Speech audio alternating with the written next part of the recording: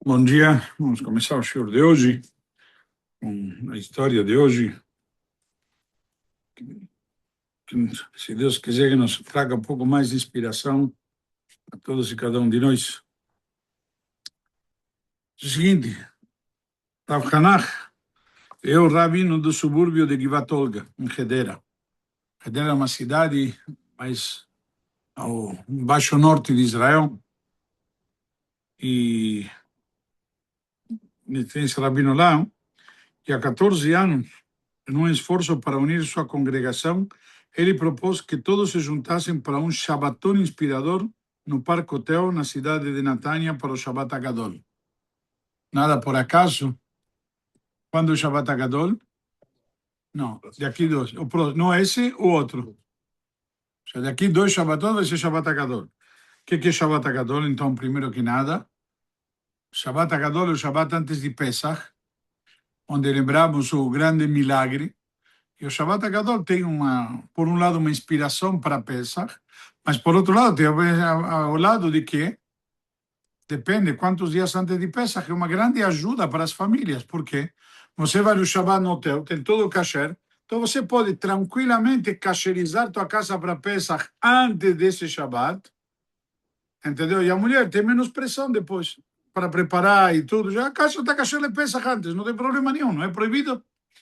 Só que tem que ter cuidado que você ainda mexe com hametz, mas não traz o hametz dentro de casa. Então, quando eles fizeram isso no Shabbat Agadol, dizem, então, além dos benefícios espirituais e sociais, a escapadela os pouparia do esforço de se preparar para o Shabbat nos últimos dias antes de Pesach. Então, você tem que estar véspera de Pesach, e antes tem que se preparar por o Shabbat, e no Shabbat tem que comer halá, tem que comer hametz. Então, como vai fazer? Fica apertado. E para você, por exemplo, para cacherizar tua casa para Pesach, precisa o quê? Pelo menos um dia sem uso da cozinha. Então, se você vai colocar todas essas considerações da mesa, o que você vai descobrir? Você vai descobrir que é complicado. Porque além do Shabbat, você perdeu mais um dia da cozinha sem uso para poder cacherizar. E aí depois começar a preparar para Pesach. Se você pode antecipar tudo isso, é um grande benefício.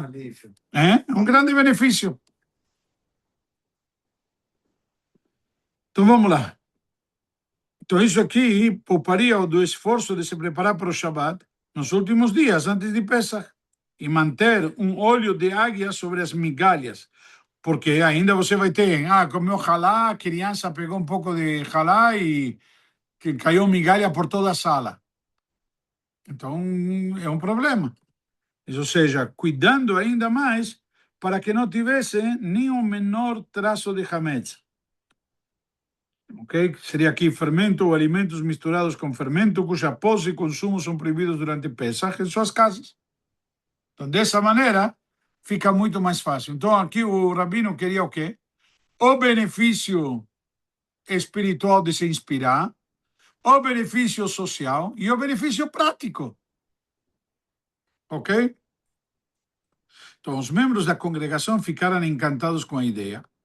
E a sinagoga organizou um programa inspirador, palestrantes famosos e uma deliciosa comida de Shabbat, feita por um cozinheiro gourmet, lá no hotel. Como em todos os hotéis, a gerência proibiu estritamente acender fogo em qualquer um dos quartos. Nos hotéis em Israel, não sei se alguém já foi, quando chega Shabbat, o Hanukkah, por exemplo, eles preparam no lobby ou no refeitório um canto onde lá está, entre aspas, devidamente separado e tem um monte de velinhas ou candelabros, no caso de Hanukkah, etc. Cada um acende sua própria Hanukkah, eles te dão, ou acende a tua. Geralmente os hotéis já têm um suprimento para as pessoas poderem cumprir com a mitzvah. Então, em vez disso, o fornecedor do buffet organizou uma longa mesa com dezenas de pequenas velas, do tipo que vem dentro de um recipiente de metal, que é aquela latinha que a gente conhece, para que as convidadas do evento fizessem benchlicht, que significa acendimento das velas da Canderot. No saguão do hotel, preparar no saguão do hotel um lugar que todo mundo passa, todo mundo vê, enfim. Está claro? Quando Rav Hanach entrou na sinagoga do hotel para Kabbalat Shabbat, ele ficou encantado com o notável público. No entanto, percebeu que não havia cadeiras suficientes na sala. Por quê? Talvez o hotel está acostumado que pode ter um Shabbat, mas quem vem rezar, 20 pessoas, 30 pessoas. Então, virando-se para um de seus congregantes próximos, Rav Hanach solicitou discretamente que lhe perguntasse na recepção onde poderiam conseguir mais cadeiras. O homem correu para o saguão e o recepcionista o direcionou para um depósito no fim do corredor. Com a ajuda de vários colegas na tarefa, começaram a arrastar pilhas altas de cadeiras para a sinagoga. Deram um jeito. Alguém que carregava uma pilha pesada de cadeiras acidentalmente bateu na mesa com as velas, derrubando-a. Você imagina ou não imagina a cena? A toalha da mesa imediatamente pegou fogo e, segundo depois, a mesa também estava em chamas. O fogo se espalhou rapidamente e uma pessoa chamou o corpo de bombeiros, que correu para o local. Os hóspedes do hotel entraram em pânico ao sentir o cheiro desagradável de fumaça.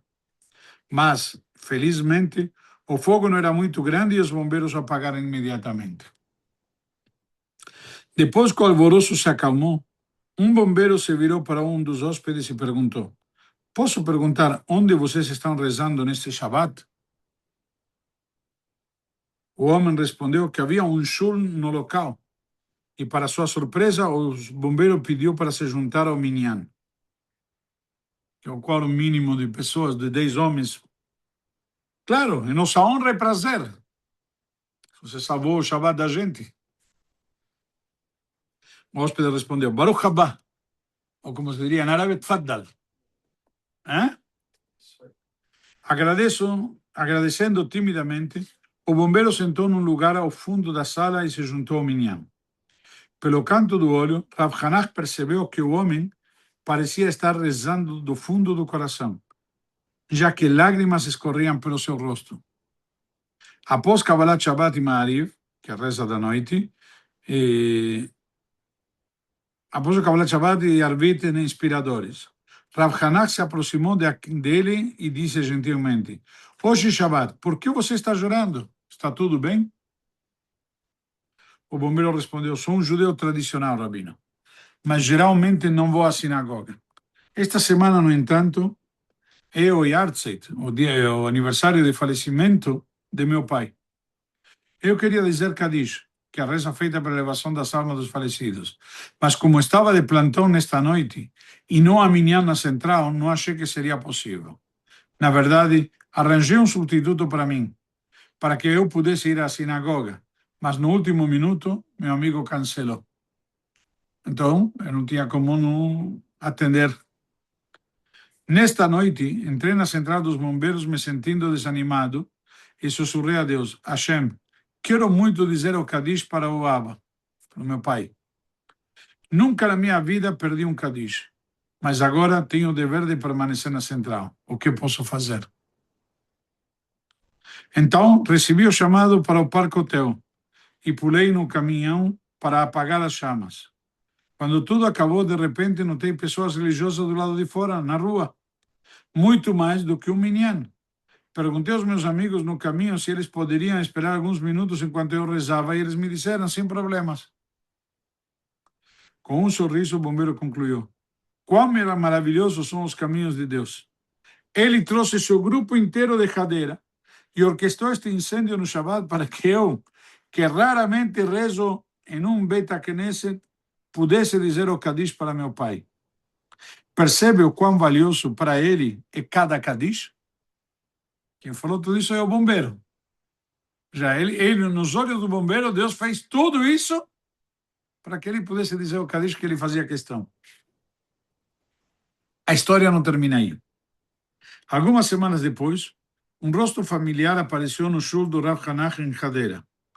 Mal acreditando no que seus olhos viam, Ele reconheceu ninguém menos que o bombeiro, que o abraçou fortemente com o chamado abraço de urso. Rabino, você não vai acreditar. Tinha de lhe contar sobre o milagre que salvou toda a sua congregação. Um trabalhador árabe da cozinha do Parque Hotel havia colaborado com um grupo terrorista para realizar um ataque naquele lugar na noite de Shabbat Hagadol. Os terroristas já haviam partido de Jenin com suas armas e estavam a apenas alguns minutos do hotel quando o incêndio começou. E a rua foi subitamente inundada por policiais, bombeiros e Maguen David Adom, que é tipo Hatzalah. Em pânico, o colaborador ligou para seus comparsas, avisou para abortar a operação e retornar a Jenin. Os terroristas realizaram o ataque planejado vários dias depois da noite do Seder, famosa história no Malone Park, no Hotel Park em Natânia, no que ficou conhecido como Massacre de Pesach de 2002. O ataque mais mortal contra israelenses durante a segunda intifada, que deixou 30 civis mortos e 140 feridos. Hashem Incondaman, que Hashem vingue seu sangue. Ou seja, na prática era para ser atentado no Shabbat Hagadol, e aí eles adiaram o atentado. O que aconteceu? Mas na prática nós vemos aqui como que às vezes a gente faz alguma coisa e a gente não entende o que a Hashem faz. A gente não percebe como que a Hashem está lá maquinando esse mundo. É isso que nós acreditamos que Deus faz no mundo, que chamamos de Ashgaha Prati, Divina Providência. O que significa? Que nem tem uma, como chamamos hoje em dia, uma central de segurança cheio de câmeras, e alguém está olhando tudo, mas tem pontos cegos. Ele não consegue ver tudo. E ele não consegue ver todos ao mesmo tempo.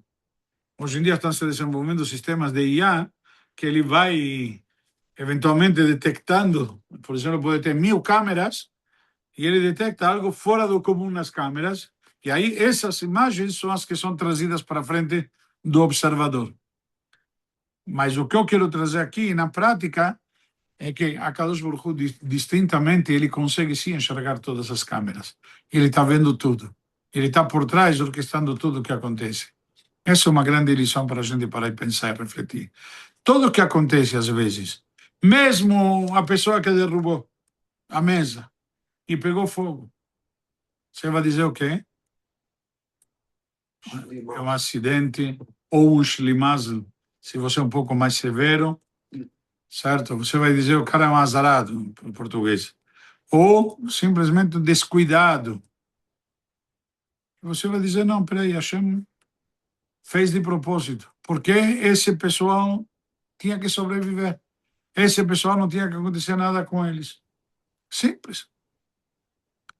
Por quê? Hashem, entre aspas, levou uns e deixou outros, não sei. Esses cálculos a gente não sabe. Mas devemos confiar que Hashem está lá em cima. Aliás, de lá em cima está olhando e interferindo no que acontece aqui embaixo. Simples. O Yosef Shai falou hoje de manhã. Hoje em dia, nós estamos aqui falando Teilim e em Israel está tendo Tilim. Tilim são mísseis, em hebraico. Mas nós falamos Teilim. São os mísseis que nós lançamos, que interferem e interceptam os outros mísseis. Acho que vale a pena a gente, cada um de nós, em geral, refletir sobre isso, como que realmente a gente está lá. Na hora que o bombeiro talvez foi avisar o rabino que eles foram salvos daquela tentativa, talvez naquele momento ainda não tinha acontecido a tragédia da noite de Pesach. Mas a gente vê como que as coisas acontecem de fato. Não justificamos porque não entendemos quais são os cálculos de Deus. Não temos como.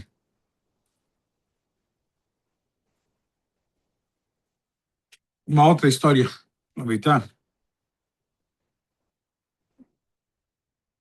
Vamos parar por aqui melhor. Acho que já temos material para pensar e refletir.